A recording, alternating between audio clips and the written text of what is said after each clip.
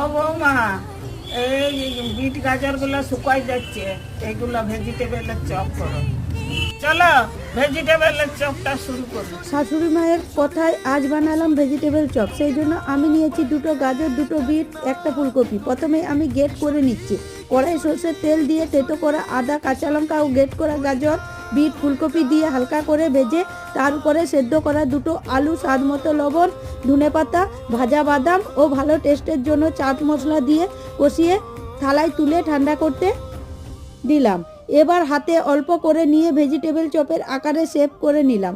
বেসন, খাবার সোডা ও লবণ দিয়ে একটা পাতলা ব্যাটার তৈরি করে তাতে একটা করে চপ ডুবিয়ে আবারও সুজির উপরে ভালো করে কোট করে নিয়ে কড়াইয়ে গরম সাদা তেলের মধ্যে ছেড়ে দিলাম। দুই পিঠটা ভালো করে ভেজে সবকটা চপই তুলে নিলাম।